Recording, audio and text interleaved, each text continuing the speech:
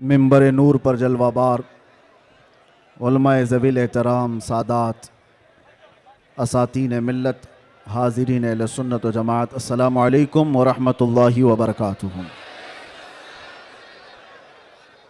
अल्हम्दुलिल्लाह अल्हम्दुलिल्लाहिल हन्नानिल मन्नान अल्लज़ी खलक़ल इंसान व अल्लमहुल बयान वस्सलातु वस्सलामु अला रसूलिही सय्यिदिल इंसी वल जान व अला आलिहि व अस्हाबिहि ज़विल खैरि वल इहसान, अम्मा बाद। फ़अऊज़ु बिल्लाहि मिनश शैतानिर रजीम, बिस्मिल्लाहिर रहमानिर रहीम, वल्लाहु गालिबुन अला अम्रिही, सदक़ल्लाहु मौलानल अज़ीम। बारगाह रिसालत मुआब सल्लल्लाहु अलैहि वसल्लम में एक बार दुरूद पाक का हदिया पेश करें। अल्लाहुम्मा सल्लि अला सय्यिदिना मुहम्मदिन मअदनिल जूदि वल करम व आलिहि व अस्हाबिहिल किराम व इब्निहिल करीम व बारिक व सल्लिम सलातन दाइमतन सरमदन अबदा।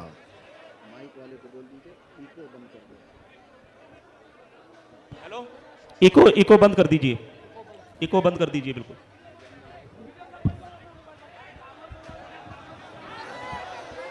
नारे तकबीर, नारे रिसालत, शेरे हिंदुस्तान, गाज़िए मिल्लत, खलीफा हुजूर ताजु शरिया, नारे तकबीर, नारे रिसालत। माशाअल्लाह, सुभान अल्लाह।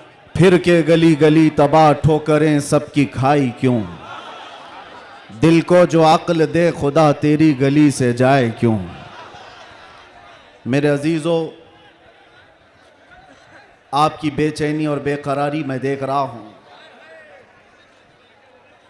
और मालोनी की इस सरजमीन पर इस तरह खुले मैदान में मेरी ये दूसरी मर्तबा आमद है। मैं सबसे पहले गुफ्तगू का आगाज़ करता हूँ हदिये तशक्कुर के साथ मुहिब्बे गिरामी जनाब असलम शेख साहब। मैंने तो उनका नाम एक नेता के हिसाब से ही सुना था, लेकिन जिस तरह से वो एक दीनी जलसे में ग़ुलाम मुस्तफ़ा बनकर काम कर रहे हैं, मैं ये कहूँगा ये तवाज़ो इनके सारी तुम्हें बहुत बुलंदी पर ले जाएगी। इसलिए कि जो अकड़ता है वो जड़ से उखड़ता भी है, और आजिज़ी वो इनके सारी जो करता है अल्लाह उसे बहुत बुलंदी पहुँचाता है। मैं एक बात और आपको कह दूं, आज ये सारे हसीन चेहरे और ये जोश और जज्बा जूं का तूं वैसी ही बाकी है जो चंद साल पहले मैं देख कर गया था। पता नहीं यहाँ के जिम्मेदारान उलमाए ज़वील एहतराम ने आज ही की तारीख क्यों ली थी, मुझे नहीं मालूम। शायद हो सकता है पहले से तयशुदा जलसा होगा, आपका सालाना जलसा होगा, लेकिन मेरे लिए आज की ये तारीख है कि आज के दिन जालिमों की जंजीरें तोड़कर हम बाहर निकले थे। ये अल्लाह तबारक व तआला की उसकी कुदरत का निज़ाम है। याद रखो, जुल्म के साथ अगर तुम नशे में चढ़कर ये सोचते हो कि हर चीज़ को मैं अपने पैरों से पामाल कर सकता हूं, नहीं, अल्लाह अगर ना चाहे तो तुम एक मच्छर को भी नहीं रोक सकते हैं, एक छोटी सी चींटी को भी तुम कैद नहीं कर सकते हैं, और अगर अल्लाह चाह ले तो बादशाह भी कैद में जा सकता है। सारा निज़ाम कुदरत है। आज वैसे मैं जलसे नहीं कर रहा ज़्यादा, ये हमा हमी, ये गहमा गहमी लोगों के निज़ाम को देखकर, और भी बहुत सारे मसाइल जब अपनी बात वैसी ही पहुंच जाती है तो भीड़ भाड़ में लोग यहाँ पर सुनने कम आते हैं, देखने ज़्यादा आते हैं। लेकिन भला हो असलम शेख साहब की, शायद ये कारस्तानियाँ हों, उनकी मेहनत हो, या फिर दीगर अहबाब की, बग़ैर परमिशन के हम नहीं करते हैं। एक इलाके में बड़े साहब हैं, ओहदेदार हैं, वो कहने लगे कि नहीं, इस मौलाना का तो यहाँ नहीं हो सकता। हमने उनसे पूछा क्यों साहब? अफगानिस्तान का तालिबान मेहमान बन सकता है और हिंदुस्तान में जन्म लिया सलमान नहीं आ सकता। ये कैसी मुनाफिकत है, कैसी मुनाफिकत है। हम तो यहां की मिट्टी में रहने वाले लोग और मरे तो भी यहीं पर दफन होने वाले लोग। हम पर ही ये शक है जिसको तुम पूरा का पूरा आतंकवाद घोषित कर चुके हो और उसको सजा संवार करके बुलाते भी हो, बिठाते भी हो। और जो लोग अपनी जानें इस वतन के लिए दे चुके, अपना खून यहां पर बहा चुके, उन पर अभी भी तुम्हारा शक है। इनका हाल तो यही है, गुड़ खाते हैं और गुलगुले से परहेज करते हैं। बड़ा बड़ा गुड़ निकल जाते हो और गुलगुले से परहेज है। हमारे बारे में शक है। हमारी पीढ़ियां यहां पर निकल गईं। इन चेहरों को देखकर आज भी लोगों को मैं आज ये कहना चाहता हूं, ये सियासत का बुरा हो जिन्होंने इस देश में नफरत और जहर की एक ऐसी फिजा फैला दी है कि लोग एक दूसरे का चेहरा देखने से डरने लग गए। किसने किया ये सब? अब तो आंख खोलना चाहिए। मैं सिर्फ मुसलमानों से नहीं कह रहा, बिरादराने वतन जो यहां पर मौजूद हों, दूसरी जमात के लोग, दूसरे मजहब के लोग, वो भी इन तमाम सियासतों को पहचाने जो इस देश पर अटैक से अटैक करते रहे। यहां से प्लेन हाईजैक करके ले जाकर जिनके यहां पर रखा गया हो, वो सब आज मेहमान बन गए। कोई पूछने वाला नहीं है। अरे वो भी जुब्बा कुब्बा टोपी दस्तार सब लेकर के आया और आपने सारी न्यूज देखा होगा। और ये सारे चाटुकारी उसके पीछे पीछे घूमते भी रहे। अब पूछो आतंकवाद कहां गया, दहशतगर्दी कहां गई, टेररिज्म कहां गया? ये सब के बाद पता ये चलता है कि तुम्हें तकलीफ इन चीजों से नहीं है, तकलीफ ईमान से है, इश्क मुस्तफा से है। और जो सौदाबाजी तुमसे कर ले वो तुम्हारा भाई है, और जो हक बात करे उससे तुम्हारी कुर्सी हिलती है। इसलिए मुसलमानों, आप सबको मैं एक पैगाम देना चाहूंगा, अपना जाहिर संभालने से बेहतर है कि तुम अपने ईमान की हिफाजत करो और इश्क रसूल को और बढ़ाओ, और बढ़ाओ, इतना बढ़ाओ कि ये इतना बेहतरीन तुम्हारा असलाहा है। बुजुर्गों ने फरमाया, जब तुम्हारे सीने में इश्क रसूल भर जाता है तो तुम्हें किसी से लड़ाई करने की जरूरत भी नहीं पेश आती। तुम्हारे चलने फिरने से कई कीड़ों की यूं ही मौत हो जाती, कई कीड़े यूं ही मर जाएं। बस शर्त यह है कि मोहम्मद से वफा तूने, तो हम तेरे हैं। ये जहां चीज है कि अल्लाह कलम तेरे है। रब तबारक व तआला सारी कायनात को तुम्हारे लिए मुसख्खर कर देगा, तुम्हारी तरफ फेर देगा, लोगों के दिलों को तुम्हारी तरफ फेर देगा। बात सिर्फ यहीं आकर रुकती है। उनके जो हम गुलाम थे, खल्क के पेशवा रहे, उनसे फिरे जहां फिरा, फिर आई कमी वकार में। बारगाह मुस्तफ़ा सल्लल्लाहु ताला अलैहि वसल्लम की गुलामी से बढ़कर के दुनिया में कोई ताजवरी नहीं है। मुर्शिद गिरामी हुजूर ताजुश शरिया रहमतुल्लाह ताला अलैह फरमाया करते, बुल हवस सुन, सीमो जर की बंदगी अच्छी नहीं, उनके दर की भीख अच्छी, सरवरी अच्छी नहीं। मैं ज्यादा तकरीर नहीं करूंगा, लेकिन एक बात यह बता करके जाऊंगा, तुम्हारी आज जो पोजीशन है ये बनाई गई है। दुनिया सियासत में हमारे चेहरों को हजार बदनाम करने की कोशिश करे, लेकिन ये झूठे हैं, ये मुनाफिक हैं। हमने इनको देखा है। एक तरफ वो अंग्रेज भी था जो इनकी हरकतें करता था। अंग्रेजों ने भी क्या किया, कुछ उलमा वो हैं जिनको काला पानी की सजा दे रहे थे। अंडमान निकोबार में 12-12 साल कैद रख करके काला पानी की सजा में उलमा को मार दिया। अल्लामा फजल हक खैर आबादी की कब्र भी अंडमान निकोबार में। अंग्रेजों ने सिर्फ इसलिए कि उन्होंने हक बात का ऐलान किया था तो सजा। इनायत अहमद काकोरवी, किफायत अली काफी को भरे बाजार में फांसी पर चढ़ा दिया गया। और वही अंग्रेज है कुछ उलमा को नजराने दे दे करके पाल रहा है। ये तारीख की सच्चाइयां मैं बता रहा हूं। नौजवानों, तारीख उठा करके देखना, अंग्रेजों के जमाने में वो कौन उलमा थे जिनको माहाना वजीफा मिलता था? इंग्लैंड की विक्टोरिया की तरफ से उनको हदिया आया करता था मौलाना को। क्या आप मदरसा भी चला सकते हो? आपके मदरसे के लिए फुल सपोर्ट भी होगा। क्यों भाई, ये मुनाफिकत क्यों है? ये अंग्रेज एक तरफ उलमा को सूली पर चढ़ा रहा है और यही अंग्रेज कुछ उलमा को माहाना पैसे दे करके पाल रहा है, मदरसे बनाने पर सपोर्ट कर रहा है। पता ये चला कि इन मुनाफिकों का सिर्फ एक हाल है, एक हाल है, जो इनकी बोली बोलेगा वो आलिम क्या, वो सब क्या उनका भाई है, और जो अल्लाह और रसूल की मोहब्बत की बात करेगा वो सूली पर चढ़ाया जाएगा। और हमें आज गवारा है, हम खुशी से इस बात को पसंद करते हैं, जालिमों के तलवे चाटने से बेहतर है कि सूली के फंदे को तुम लिया जाए। इसलिए कि तारीख तलवे छाटने वालों की नहीं लिखी जाती, सलाहुद्दीन की लिखी जाती है। तारीख शहाबुद्दीन की लिखी जाती है, तारीख खालिद बिन वलीद की लिखी जाती है, तारीख सैफुल्लाह मसलूल की, उमर इब्न खत्ताब की लिखी जाती है। आज नौजवानों जैसे भी मामलात आए हैं, हम हर चीज में कंप्रोमाइज करते हैं।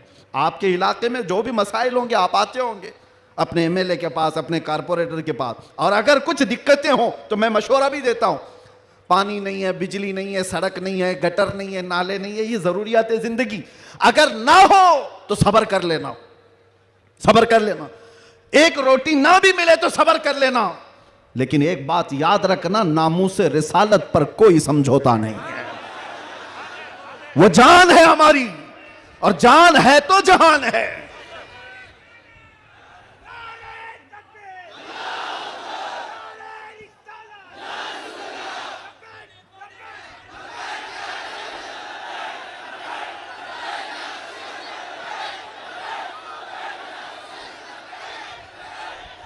और आपको मैं एक बात बताऊं, हर मुसलमान मोहल्ला आज एक मुसीबत से जूझ रहा है, एक मुसीबत। शर्म भी आती है मुझे कहते हुए और दर्द भी होता है। हर क्राउडेड मुसलमान मोहल्ला जो है वो नशा की आफत से जूझ रहा है। कौन बेचता है नशा, कौन करवाता है और कौन करता है?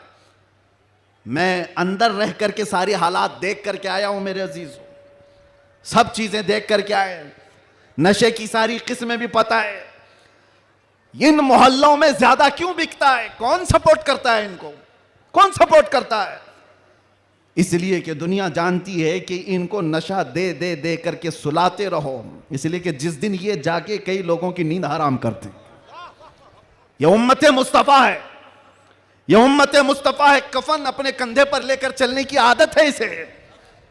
ये फाका कश मौत से डरता नहीं, जरा रूह मोहम्मदी इसके बदन से निकाल दो। अंग्रेजों ने 100 साल पहले कहा था। मैं आपको बता रहा हूं, नशा दे करके, हुस्न दे करके, माल की लालच दे करके, न जाने क्या क्या नशे में तुम्हें धुत कर दिया गया। लेकिन मैंने देखा है मेरे अजीजों, बरसों तक वो नौजवान जो नशा के एडिक्ट थे, सुबह शाम, और जिनको जानबूझ करके प्लानिंग के साथ नशा का एडिक्ट बनाया गया है। हम चाहते हैं हमारा हर बच्चा नशा से पाक हो। क्या आप चाहते हैं कि नहीं हमारे मोहल्ले नशे से पाक हो? लेकिन मैं उनको भी जानता हूं जो इन मोहल्लों को नशा बांटते हैं, वो किसके कारस्तानियां हैं, वो किनके कारिंदे हैं, वो किसके एजेंट हैं, पता है। नशा आता कहां से, बिकता कैसे, और इनको कौन सपोर्ट करता है, ये सब की सब जड़ में अगर आप जाएंगे तो एक ही चीज है, इनको इतना नशा आवर चीजों से सुला दिया जाए कि ये बात करने के काबिल ना रहे।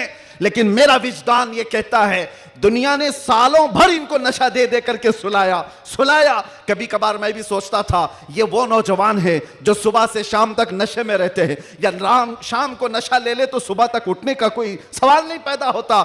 इनसे क्या मुस्तकबिल की उम्मीद की जा सकती है? लेकिन मेरा ये ख्याल गलत निकला, मेरा ये ख्याल गलत निकला, इसलिए कि सारी दुनिया मिल करके नशा बांट करके जिस कौम को सुला रही थी, हमने एक बार आई लव मोहम्मद कहा, हर मोहल्ला जागता हुआ नजर आ रहा है। नारे तकबीर, किसने जगाया? नारे रिसालत, उलमाए अहले सुन्नत, किसने जगाया? मेरे अजीजों, हमने तो सुना था कुछ नशा ऐसे हैं जो 24 घंटे तक नहीं उतरते, कुछ नशा ऐसे हैं जो 36 घंटे तक नहीं उतरते, कुछ नशा ऐसे हैं जो 48 घंटे तक नहीं उतरते। हो सकता है ऐसे सारे नशों में मुब्तला नौजवान थे, लेकिन एक नशा ऐसा है, कान में हमारे बच्चे के फूंक दो आमिना के लाल का नाम, हर तरह का नशा उतर जाता है। और फिर एक ही नशा सर चढ़ करके बोलता है, जिस गली से भी गुजरो एक 8 साल का बच्चा भी मुझे देखता है, उसी नशे में पुकारता है लब्बैक या रसूल अल्लाह।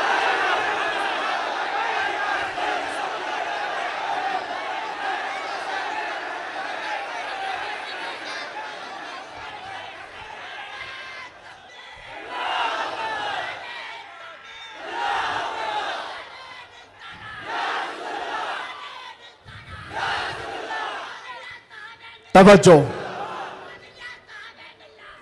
हर तरह की ताकतें तुम्हारे पीछे लगी, क्योंकि मैं हदीस बताता हूं, अबू दाऊद शरीफ की हदीस। मेरे आका सल्लल्लाहु अलैहि वसल्लम फरमाते हैं, यूशकु अन तदाअ अलैकुमुल उमम कमा तदाअल अकिलतु इला कुसअतिहा। अन करीब तुम पर सारी कौमें ऐसे झपट पड़ेंगी जैसे भूखा बर्तन पे झपटता है। यह हदीस है, रसूल पाक सल्लल्लाहु अलैहि वसल्लम फरमाते हैं, सारी कौमें तुम पर झपट पड़ेंगी ऐसे जैसे भूखा बर्तन पे झपटता। तो सहाबा ने पूछा, यौमा इदिन नहनु मिन किल्लतिन या रसूल अल्लाह, ऐ अल्लाह के रसूल क्या उस जमाने में हमारी तादाद बहुत कम होगी? हुजूर ने फरमाया, वलाकिन्नकुम कसीरून, नहीं तुम्हारी तादाद बहुत ज्यादा होगी, लेकिन मसला यह है गुस्सा अन का गुस्सा इस्सैल।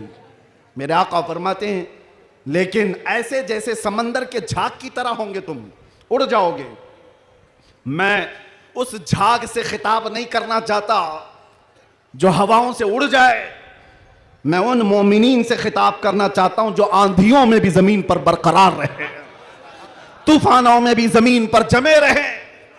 इसलिए कि कुरान का हुक्म है, अल्लाह फरमाता है, इन्नल्लज़ीना क़ालू रब्बुनल्लाह थुम्मा इस्तक़ामू, जिन्होंने ये कहा अल्लाह हमारा रब है, फिर उस पर जम गए, डटे रह गए, ततनज़्ज़लु अलैहिमुल मलाइका, कुरान कहता अल्लाह उनकी मदद के लिए आसमान से फरिश्ते उतारता है, आसमान से फरिश्ते उतारता है। कुछ मुसीबतें आएंगी, कुछ तकलीफें आएंगी, लेकिन तुम्हें अपने ईमान के साथ समझौता नहीं करना है, तुम्हें अपने दीन के साथ समझौता नहीं करना है।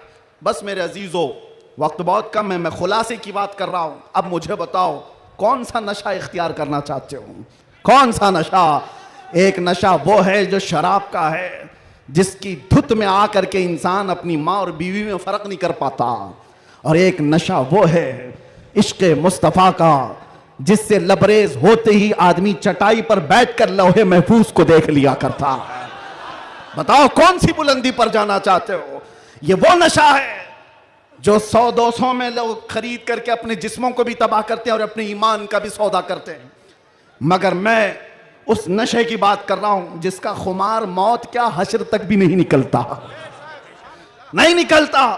और जो इश्क़ मोहम्मदी में शराबूर हो जाता है, दुनिया क्या कर रही है उसे उसको कुछ फर्क ही नहीं पड़ता, कौन क्या बोल रहा है इससे उसे कुछ फर्क ही नहीं पड़ता। बल्कि अगर कोई आ भी जाए उसके पास के साहब हमारी भी कुछ तारीफ कर दो, तो इश्क़ मोहम्मदी में जो शराबूर होता है वो चहक करके यूं कहता है, मैं गदा हूं अपने करीम का, मेरा दीन पारे ना नहीं।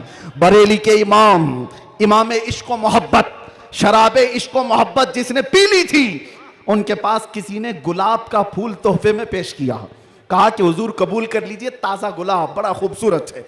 तवज्जो ऐ नौजवानों, जब इश्क़ मोहम्मदी इसका नशा सर चढ़ता है तब फिर आदमी की कैफियत क्या होती है? गुलाब तोहफे में पेश किया, इमाम इश्क़ मोहब्बत ने वो गुलाब लिया और देख करके कहा यह ऐसा गुलाब है सुबह खिलता है और शाम में मुरझा जाता है, मगर मैं उस गुलाब से मोहब्बत करता हूं जो कभी नहीं मुरझाता। और फिर कलम उठाया और लिखना शुरू कर दिया, सरता बकदम है तने सुल्तान ज़मन फूल, लब फूल दहन फूल ज़कन फूल बदन फूल, वल्लाह जो मिल जाए मेरे गुल का पसीना, मांगे न कभी इत्र न फिर चाहे दुल्हन फूल। क्या बात रजा उस चमनिस्तान करम की, जहरा है कली जिसमें हुसैन और हसन फूल। एक फूल किसी ने पेश किया तो इमाम इश्क़ मोहब्बत ने पूरे फूल पर नात लिख दी। ये होता है जलवा इश्क़ मोहम्मदी। हर घड़ी उसको अपने महबूब का जलवा नजर आता है। इसीलिए अपनी तन्हाइयों में वो आशिक यूं कहता है, उठा दो पर्दा दिखा दो चेहरा कि नूर बारी हिजाब में है। समाना तारीक हो रहा है कि महर कब से नखाब में है। ये कब तमन्ना करता है, एक आशिक तमन्ना करता है। और जब दुनिया से परेशान होता है तब क्या कहता है, मैं आपको वही चीज दे करके जाना चाहता हूं मेरे अजीजों। डिप्रेशन में लोग कहते हैं कि हम नशे के आदी हो गए, हमारे ऊपर टेंशन बहुत ज्यादा था तो सिगरेट पीना शुरू कर दिया और कुछ सिगरेट से आगे बढ़ गए। डिप्रेशन का इलाज नहीं है ये तुम्हारे टेंशन का इलाज नहीं है। सुनो, तुम्हारे डिप्रेशन का और टेंशन का इलाज क्या है? बरेली का इमाम कहता है एक ही इलाज है, उन्हें जाना उन्हें माना, ना रखा गैर से काम, लिल्लाहिल हम्द मैं दुनिया से मुसलमान गया। एक बार मैं बता रहा हूं, उस आशिक़े सादिक इमाम अहमद रजा फाजिल बरेलवी ने बारगाह मुस्तफ़ा में यूं कहा, हमारे भी हालात ऐसे आ गए, उलमा भी जानते हैं कि आप भी बेचैन होकर के ये बात कह देंगे और कोई बुरी नहीं लगती। एक तरफ आदाए दीन और एक तरफ है हासिदीन। आला हजरत का ये शेर है मशहूर, सलाम काबे के बदरुद्दुजा तुम पे करोड़ों दुरू, उसमें ये शेर है। क्या कह रहे हैं आला हजरत? एक तरफ आदाए दीन और एक तरफ है हासिदीन। समझ रहे हो इसका मतलब? आदाए दीन, दीन के दुश्मन एक तरफ हैं और एक तरफ हसद करने वालों की जमात है। परेशान हो गया, कुछ अपने और कुछ गैर, सबों ने परेशान कर रखा है। और आला हजरत ने बारगाह मुस्तफ़ा में ये कहा था, एक तरफ आदाए दीन एक तरफ है हासिदीन। बंदा है तन्हा शहा तुम पे करोड़ों दुरूद, मैं अकेला हूं मेरे आका। लेकिन बाद में फौरन ख्याल आया, किसके दरबार में ये कह रहा हूं मैं? किसके दरबार में जो पल पल की हमारी खबर रखता है, जो रसूल अपनी हथेली में सारी दुनिया को देखता है, उससे मैं ये कह रहा हूं। फिर दूसरा शेर कहा, फौरन क्या कहा? या रसूल अल्लाह तुम हो हफीजो मुगीस, क्या है वो दुश्मन खबीस? तुम हो हफीजो मुगीस, क्या है वो दुश्मन खबीस? तुम हो तो फिर खौफ क्या, तुम पे करोड़ों दुरूद। जब इश्क आता है तो हर चीज को वहां लेकर के जाता है, हर चीज को वहां ले जाता है। बीवी से झगड़ा हो गया, बच्चों से झगड़ा हो गया, दोस्तों से झगड़ा हो गया, लोग कहते हैं जल्दी लाओ, टेंशन ज्यादा है, सिगरेट फूके, जल्दी आओ, कहीं जाकर के शराब की एक बोतल लेकर के आ जाए। नहीं मेरे अजीजों, ये इलाज नहीं है, मजीद बीमारी पर बीमारियां हैं। कुछ लोगों को मैं आपको बताऊं, खुजली जब होती है ना, खुजाने में अच्छा लगता है, लेकिन खुजाना इलाज नहीं है। खुजाओगे तो जख्म पैदा होगा, वो अच्छा तो लगता है, सबको पता है, लेकिन तेजी से तुम खुजाओगे तो वहां जख्म हो जाएगा। खुजली का इलाज खुजाने से नहीं है, उसकी दवा करो। तुम्हारे डिप्रेशन का इलाज, तुम्हारे टेंशन का इलाज शराब में, नशे में नहीं है, उसकी दवा करो। उसकी दवा क्या है? उनके निसार कोई कैसे ही रंज में हो, जब याद आ गए हैं सब गम भुला दिए, सब गम भुला दिए। सच बता रहा हूं, अल्लाह की कसम, अल्लाह की कसम, कैद खाने में जो लोग जिंदगियां गुजारे होंगे या जेल से आए हुए लोगों को पता होगा, अल्लाह ना करे किसी को ये हालत आए, मगर मैंने महसूस किया हर तरह के क्रिमिनल जमा हुए, वहां पर भी वो अपने कैद की तन्हाई को खत्म करने के लिए नशा का इस्तेमाल। आप पूछते होंगे कहां से आता है? सब आता है, सब आता है। पहुंचाने वाले भी बड़े लोग, पकड़ने वाले भी बड़े लोग, केस करने वाले भी यही लोग, छुड़ाने वाले भी यही लोग, सारी चीजें जानते हैं। मैं उसमें तफसीलात में नहीं जा रहा, लेकिन एक मैं जानता हूं, हम जैसे लोग जो इन जैसे लोगों के बीच में पले बढ़े और अचानक ले जाकर के उनके दरमियान बिठा दिया गया तो क्या हालत होती है। हमारा इलाज क्या था? हमारा इलाज क्या था? पहले पहले में ये महसूस होता था कि हम तो दुनिया बदल के आ गए, किन लोगों में बैठ गए, कैसे लोगों में बैठ गए। लेकिन यकीन पक्का हो तो याद रखना, कुत्तों को भी जुबान आ जाती है, इश्क आ जाता है, कैसे भी लोग हों। उसके बाद जब घबराहट होती, आला हजरत का यही शेर पढ़ता, उनके निसार कोई कैसे ही रंज में हो, जब याद आ गए हों सब गम भुला दिए हैं।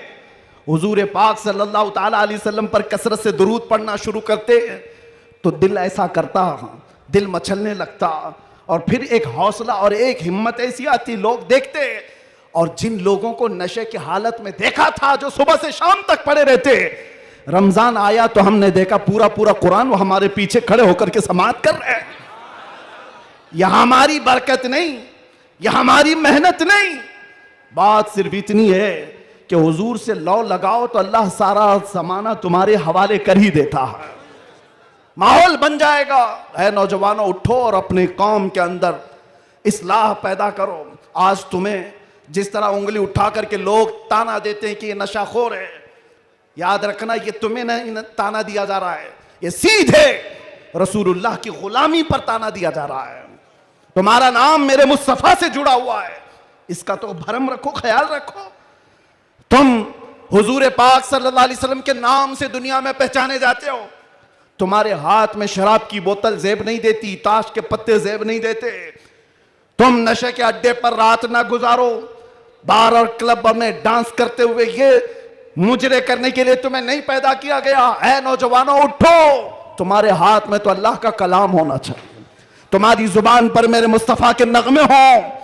तुम्हारी रातें क्लब में नहीं, किसी मस्जिद में या किसी शेख के कदमों में गुजरनी चाहिए। फिर देखो इनकलाब ऐसा आएगा, इनकलाब ऐसा आएगा।